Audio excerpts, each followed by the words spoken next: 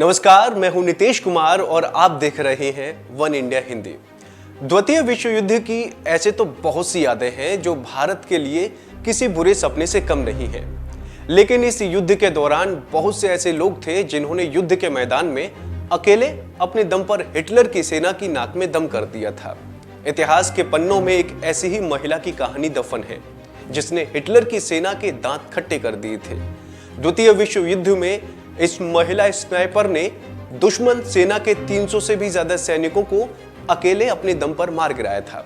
आइए जानते हैं इस साहसी महिला की कहानी। ल्यूडमिला पेवलीचेंको द्वितीय विश्व युद्ध के वक्त यूक्रेनियन सोवियत स्नाइपर थी। स्नाइपर बनकर इस महिला ने 309 सैनिकों को मौत के घाट उतार दिया था।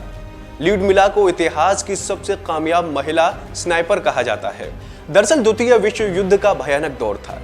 जून 1941 में 24 साल की पेवलीचेंको कीव यूनिवर्सिटी यूक्रेन में हिस्ट्री की पढ़ाई कर रही थी और अपने चौथे साल में थी जब जर्मनी ने सोवियत यूनियन पर अपना धावा बोल दिया था। रिक्रूटिंग ऑफिस में पेवलीचेंको पहले राउंड में भर्ती होने वाली वॉलंटियर्स में से एक थी।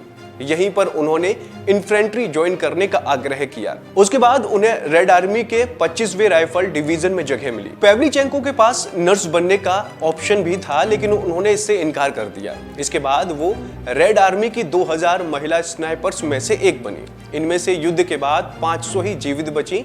उन्होंने सबसे पहले वेलियायेविका में 2 लोगों को मारा। पेवलीचेंको ने यह काम टेकरेव STV 14 ऑटोमेटिक राइफल की मदद से किया था। पेवलीचेंको ने ओडेसा के पास 2.5 साल तक लड़ाई लड़ी, जहां उन्होंने 187 लोगों को मारा था। जब रोमानिया को ओडेसा पर नियंत्रण मिला, तब उनकी यूनिट को सेवास्टोपोल भेज दिया गया। यहां पेवलीचेंको ने 8 महीने तक लड़ाई लड़ी। मई 1942 तक लेफ्टिनेंट पेवलीचेंको 257 जर्मनी सैनिकों को मार चुकी थी।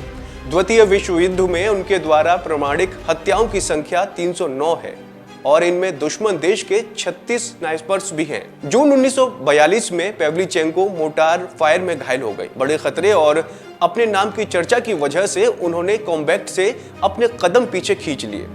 पेवलीचेंको को पब्लिसिटी विजिट पर कनाडा और यूनाइटेड स्टेट भेजा गया। वो सोवियत यूनियन की पहली नागरिक बनी जिनकी अगवानी अमेरिकी राष्ट्रपति फ्रैंकलिन रूजवेल्ट ने व्हाइट हाउस में की।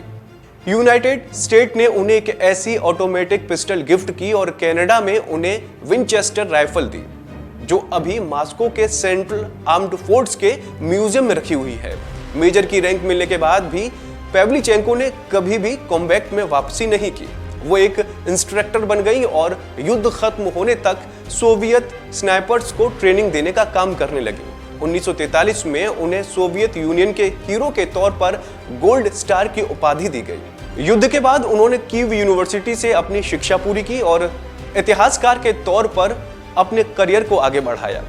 1945 से 1953 तक उन्होंने सोवियत नेवी के चीफ हेडक्वार्टर में रिसर्च असिस्टेंट की नौकरी की।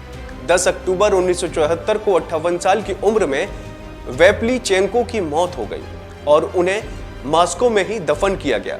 तो दोस्तों, उम्मीद है आपको हमारी ये जानकारी पसंद आई होगी। ऐसी ही तमाम जानकारी के लिए आप बने रहिए वन इंडिया हिंदी के साथ।